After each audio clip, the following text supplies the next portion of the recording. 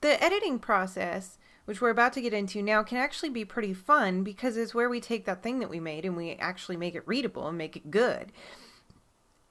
You've got to give yourself some time, though, from having completed your draft of a piece to going and editing it. You need to let your mind walk away from the work before you return to it, because when we spend a lot of time on something, we sometimes can't see the forest for the trees, so we need to take a bit of time, step back, and get perspective again. Now, how long you need to take before you go to editing after having completed a piece is dependent on the length of the piece. For the longer pieces, you'll want to wait at least overnight, and I'm talking about like a longer blog article. For a book, you should probably put it away for a month. But for a longer blog article, let's say at least minimum overnight. For a shorter piece, you can put it away for a couple of hours and then open it up later on in the afternoon or the evening to do your edit. The good thing about the editing process is that it is a process. You can repeat it. Just follow the steps that I'm going to show you here, and your writing will be improved tenfold. Good writing isn't necessarily just written, it's edited. So we have to look at our spelling and our grammar first. Many of your word processors and even the text editors out there will often run a spelling or grammar check on your writing for you. So first clean up the very obvious errors that those tools will find for you. Next, I want you to read your piece out loud. You don't have to print it out, just read it from your computer screen. And what will happen is that hearing your words will often show you where you've skipped something or where you've repeated yourself one too many times in a way that you wouldn't necessarily catch as you're just skimming over and reading your own piece. So it's a good way to catch those kinds of problems with the completeness of your article or the flow of your article. You should also break things up. Unless your audience is academics, then shorter sentences and shorter paragraphs are usually better. Particularly on the web, shorter paragraphs increase the readability of your articles and posts. So break up any of those really long run-on sentences and chunk out longer paragraphs into multiple shorter paragraphs. And a paragraph on the web, well, of course, there's no hard and fast guideline, and it depends on the content, it depends on your audience, but I try not to make paragraphs that are longer than, say, 4 or 5 sentences online for readability purposes. If you're targeting your article towards a particular keyword, then do a scan of your article and ensure that the keyword is in fact included in your piece, but only where it's natural to do so.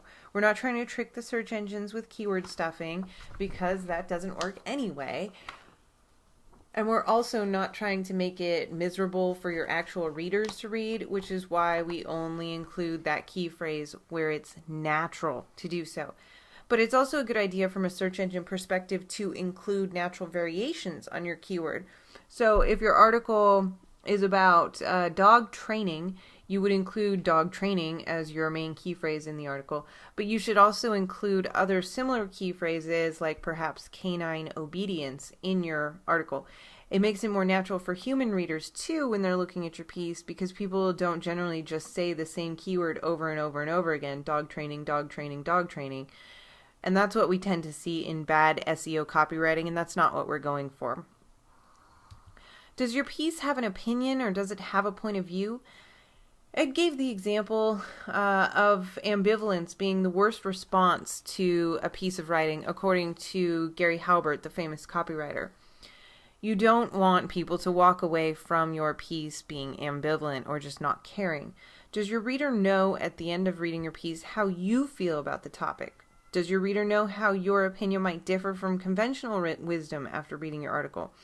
Can your reader get a bigger sense of who you are after reading your piece? We're not setting out here to intentionally cause controversy, but I want you to not be afraid to be you. Don't be afraid to include a personal story if it's relevant, and don't be afraid to stray from the pack if that's how you really feel about something. You could try erasing your first paragraph and see if your article still works. It's not uncommon for an introduction to be kind of redundant and obvious, and sometimes you'll find that your writing gets moving much faster for the reader if your first paragraph is gone and you jump right into the meat of your article. This isn't, of course, to say that you should always erase your first paragraph, but it's something to consider and to look at as you're editing. You need to know also what you want your reader to do after they finish reading your post. Do you want them to subscribe to your email list? Do you want them to leave a comment on your site? Do you want them to read another post on your blog? Or do you want them to just get out there and turn the soil for their own tomatoes? Whatever it is, you've got to tell your reader what it is that you want them to do. So make sure that you have some kind of call to action that actually tells them what to do towards the end of your post. Do you have a compelling and interesting title for your post? For the tomato example, I could say something like how to prepare soil for tomatoes, but it would be a little bit more interesting and click-worthy if I named it something like 6 steps to luscious loam for your tomatoes. Remember that when you see your pages listing, when people see your pages listing in the search engine results pages, they will see the title of your articles. So make sure that your title is interesting and encourages people to click through to it after they see it on the Google results pages. If one of your goals is to create a regular readership of people who come back to your blog day after day, you can use the end of your piece as a place to create anticipation for tomorrow's posts. So you can hint at what's coming or just tell them exactly what's coming, but let them know that they should keep coming back and why. You also want to take the mom test. If you were to show this article to your mom, would she be proud of it? Would she be proud of you? Would you want one of your mentors to see what you've written? If not, you probably need to go back and flesh out the piece more with more detail and more actionable content. And what we're talking about here isn't so much the quality of your writing as far as grammar and spelling and that kind of thing. It's more about the depth of information that you're putting out there. Would another blogger link to this piece, or would someone share it with their friends and family on Facebook? Another way to look at it is to ask yourself, is my niche a better place once I've hit publish on this article? What you're writing should matter, and that's why we're calling it Matter throughout the course. Now we're going to look at some of the edits that you'll make in terms of formatting. Blog posts should, if at all possible, include an image. Images catch people's eyes and they make your page look more attractive overall. They break up the text and can also give your piece an emotional tone depending on the image that you select before the readers even actually read your first word. Google also knows that people like sites with multimedia content like images, and since Google's looking for that, there's no reason not to give it to them. So here's a few places where you can get free photos. Flickr, of course. So when you're on Flickr, you want to use the advanced search option and look for Creative Commons content that can be used commercially, assuming that your blog is a commercial endeavor. So if it has AdSense or affiliate offers on it, then it is a commercial endeavor, and you'll need to check that box in the advanced search section. sxc.hu has a large library of royalty-free images that I've been using since 2005. Video can also be included in your post to illustrate a point, and it'll break up the text just like images will. And of course, YouTube is the best source for video. And also, don't overlook the inclusion of your own snapshots that you've taken. It makes your whole presentation, your whole article a little bit more personal. Now, on the web, long blocks of text, like we've talked about, make people not want to read, which is why we've included images in our posts, but we can also introduce subheadings in our piece to break it up into sections visually. If you study copywriting, you know that the best copywriters add subheadings throughout their sales pages, so that even the casual reader, who's more scanning a piece than reading it, will catch those subheadings since they're in a larger font and sort of get a gist for the whole piece. Or so that when a reader's intrigued by a subheading, he'll jump in and start reading the piece fully from that point. You want to do the same thing with your blog post. And of course, use your common sense. If the article is just 2 or 3 paragraphs, this might not be necessary.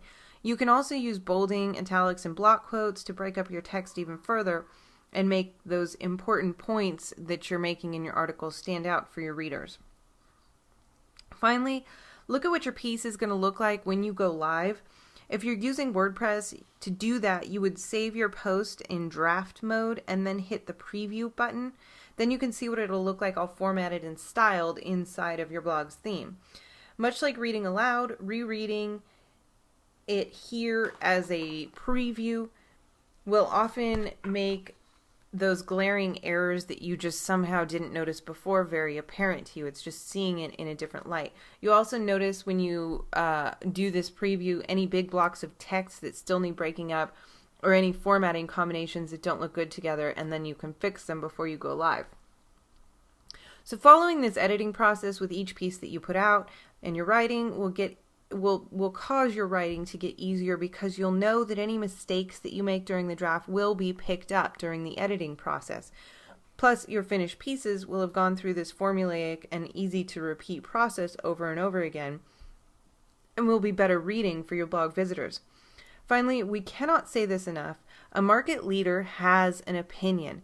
They have something to say about their niche. So never be afraid to be you and to have a unique voice amongst the crowd in your marketplace, because that is exactly what will make you stand out from the crowd.